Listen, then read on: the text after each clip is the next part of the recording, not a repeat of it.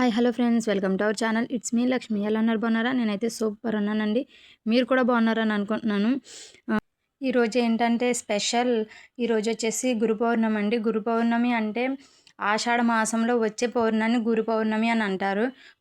గురు పౌర్ణమి special ఏంటంటే సాయిబాబా భక్తులు బాగా ఎక్కువగా ఉంటారండి. సాయిబాబాను అయితే బాగా పూజిస్తారు. ఎందుకు అన్ని దేవుళ్ళు ఉండగా సాయిబాబానే పూజిస్తారని అనుకుంటున్నారా?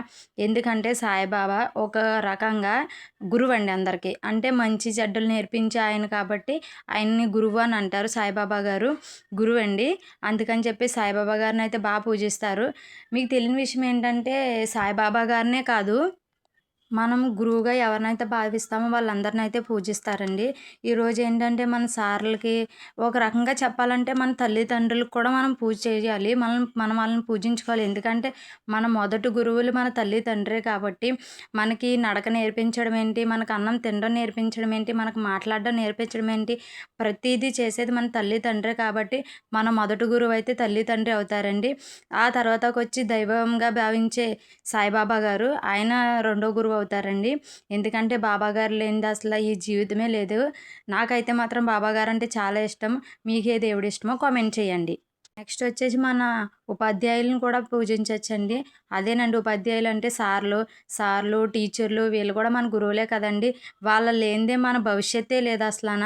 వాళ్ళు మనకు నేర్పించే పాఠాల వల్లే మనం ఇంతటి వాళ్ళమైతే అవుతాము. అయితే వాళ్ళని కూడా పూజించుకోవాలి. మీ పిల్లలకైతే ఫస్ట్ చెప్పండి, స్కూల్కి వెళ్ళగానే మన సార్లకేంటి టీచర్లకేంటి ఫస్ట్ ఆఫ్ ఆల్ చేయాల్సిన పని ఏంటంటే కాలుకి దండం పెట్టుకోవాలి. వాళ్ళు కాలుకి దండం పెట్టుకుంటే మనం చేసే పాపాల్లో సగం పాపాలు అయితే పోతాయి.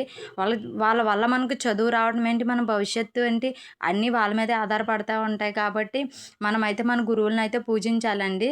నేను అనుకోవటం అయితే మన గురువులు లేనిదే మన భవిష్యత్తు అయితే ఉండదు. ఎందుకంటే వాళ్ళు నేర్పించే పాఠాలు, వాళ్ళు చెప్ వాళ్ళు చెప్పిన పాఠాలు, వాళ్ళు చెప్పిన మాటలు వినటం వల్లే మనం అయితే ఇంత స్థాయికి అయితే రాగలుగుతాము. లేకపోతే వాళ్ళు చెప్పిన మాట వినకపోతే ఫస్ట్ క్లాస్లో మనం డక్అవుట్ అవుతాం కదా. అలా అవ్వలేదంటే మనకి వాళ్ళు చెప్పే మాటలు ఏంటి, వాళ్ళు మనల్ని ప్రోత్సహించే ప్రోత్సాహం వల్లే మనం అయితే ఇంతటోళ్ళం అయితే అవ్వాము. మీరేమంటున్నారో ఒకసారి కామెంట్ చేసి అయితే చెప్పండి. కొంతమంది అనొచ్చు, నేను చాలానే విన్నాను, మా సార్లు చెప్పినవి చాలా విన్నాను, కాకపోతే నాకు ఏమీ జరగలేదు, నేను ఎలా ఉన్నానో అలాగే ఉన్నాను, నేను ఏమీ డెవలప్ అవ్వలేకపోయాను అనుకోవచ్చు. కొన్ని విషయాలు మన తలరాతను బట్టి పోతాయండి. అందుకని చెప్పి ప్రతిదీ మన సార్ల వల్ల అవ్వలేదు, మన తల్లిదండ్రుల వల్ల అవ్వలేదు అని వాళ్ళనైతే మనం బ్లేమ్ చేయకూడదు. వాళ్ళని బ్లేమ్ చేసే అధికారం, హక్కు కూడా మనకు లేదు. ఎందుకంటే వాళ్ళు చెప్పింది మనం విన్నా మన తలరాత బాగోకపోతే మనం ఏమీ చేయలేము. మనం ఫస్ట్ క్లాస్‌లోనే నేను ఆళ్ళ మాట విన్నాను. 10థ్ వచ్చేటప్పుడు కూడా నేను వాళ్ళ మాటే విన్నాను. నేను ఇంటర్‌లో కూడా వాళ్ళు చెప్పిందే తీసుకున్నాను అయినా నాకేమీ అవ్వలేదు. నేనేమీ డెవలప్ అవ్వలేదు. నేను ఎక్కడున్నానో అక్కడే ఉన్నాను. నాకు ఏ జాబు రాలేదని అనుకుంటే అది మనదే తప్పది. మనం వాళ్ళని ఏమీ అనలేము. ఎందుకంటే మన తలరాతను బట్టి పోతది. ఇంకా ఈ సోదంతా ఆపి ఇంక వీడియో విషయంలోకి వస్తావమ్మా, ఏదేదో చేసేస్తున్నావు గానీ ఏం చేస్తున్నావు అన్నది చెప్పట్లేదు, సోది చెప్తున్నావు అని అనుకుంటున్నారా? సర్లే సారీ అండి.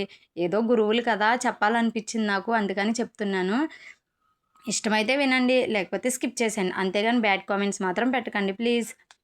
ఇంక వీడియో విషయానికైతే వచ్చేస్తున్నానండి. మీరు తిట్టుకుంటున్నారు కదా ఎక్కువ, అందుకే వీడియో విషయానికి వచ్చేస్తున్నాను.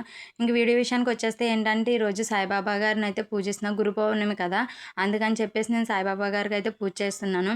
సాయిబాబా గారికి ఫుడ్ విషయంలో బాగా ఇష్టమైనది ఏంటంటే చపాతీ అండి. అందుకని చెప్పేసి నేను ఆయనకి అనగానే ఇంకొక చపాతీ నైవేద్యంగా పెట్టుకుందామని చెప్పేసి చపాతీ అయితే చేస్తున్నాను. చపాతీ ఎలా చేసుకుంటున్నారు అని అడుగుతున్నారా? అయితే చెప్తున్నాను వినండి. నేను కొద్దిగా ఒక ఉండకు సరిపోయేంత గోధుమ పిండి అయితే తీసుకున్నాను. తీసుకొని దాంట్లో కొద్దిగా సాల్ట్, కొద్దిగా నూనె అయితే వేసుకొని నీట్‌గా కొన్ని వాటర్ వేసుకొని అయితే కలుపుకున్నాను. కలుపుకున్నాక ఆ చపాతీని ఉండలా చేసుకొని చపాతీలా చేసుకొని కొంచెం ఆయిల్ వేసి అయితే కాల్చాను. నీట్‌గా కాల్చేసిన తర్వాత ఏంటంటే ఇంకా మా అత్తయ్య అయితే ఇంట్లో పూజకి అన్నీ రెడీ చేసేసింది. నేను చపాతీ చేసేసి ఆయనకి నైవేద్యం కింద పెడదామని చెప్పేసి ఒక బౌల్లోకి అయితే తీసుకొని వాటిని ముక్కల కింద అయితే చేసుకొని దానిపైన కొంచెం అయితే పంచదార అయితే జల్లేసాను. జల్లేసిన తర్వాతక దేవుడి మాలకైతే తెచ్చేసి ఇంక దేవుడి మాలను అన్నీ రెడీ చేసేసుకున్నాను. పువ్వులు అవి పెట్టేసుకొని దేవుడి మాల చెంబులు అవన్నీ కడిగేసి అత్తయ్య అయితే రెడీ చేసింది. నీళ్ళవి పెట్టేశారు. నేనైతే వచ్చి కొన్ని పువ్వులు ఉంటే పువ్వులు పెట్టుకొని మామూలుగా రెడీ అది చేసుకున్నాను. చేసేసుకున్న తర్వాతక ఇంట్లోని దీపారాజనకి అన్నీ రెడీ చేసేసుకున్నాం. రెడీ చేసుకొని దీపారాధన అయితే చేసేసుకున్నాం అత్తయ్య నేనును.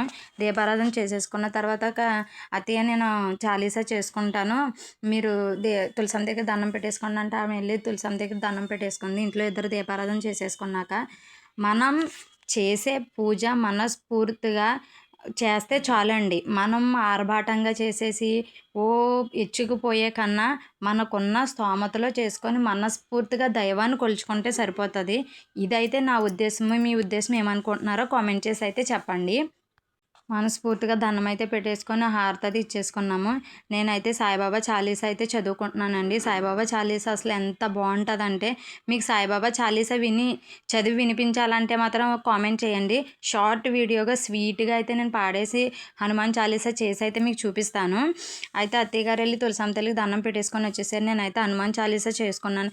ఈ హనుమాన్ చాలీసా చేసుకునేటప్పుడు ఈయన ఎంత ఇబ్బంది పెట్టేశారంటే, ఆయనకేమో పక్కన డ్యూటీకి టైం అయిపోతుంది, పూజ ఏమో సగంలో ఆపకూడదు అని చెప్పేసి ఆయన్ని ఒక 5 నిమిషాలు ఆగండి అనేసి ఆగమని చెప్పాను. ఆయనకి పాపం టిఫిన్ ఇవ్వలేదు, ఏమీ ఇవ్వలేదు. ఆయనకేమో పక్కన డ్యూటీ టైము, నాకేమో పూజ ఆలస్యం అయిపోతుంది. ఏంటో నాకు తెలియదండి, పూజ లేటుగా చేస్తే అసలు పూజ చేసుకున్నట్టు అనిపించదు. పూజ అయితే 7 లోపు 8 లోపు అయితే నాకు పూజ అయితే అయిపోవాలి.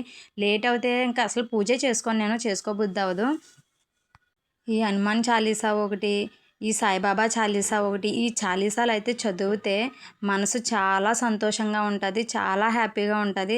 మనసంతా మన మైండ్లో కూడా ఏ గజిబిజి ఆలోచనలు ఉన్నా కూడా ఈ పూజ చేసుకొని ఈ సాయిబాబా చాలీసా, ఈ హనుమాన్ చాలీసా అవి చదువుకుంటే అసలు మనసు మాత్రం చాలా ప్రశాంతంగా ఉంటుందండి. నాకన్నా మా నాన్నగారికి చాలా ఇష్టం సాయిబాబా గారు అంటే. నిజంగా ఆయనకి సాయిబాబా గారు కనిపించేవారు కూడానంట. ఆయన అయితే చెప్తూ ఉండేవారు, నాకు సాయిబాబా కనిపించేవారు అని గట్టాన.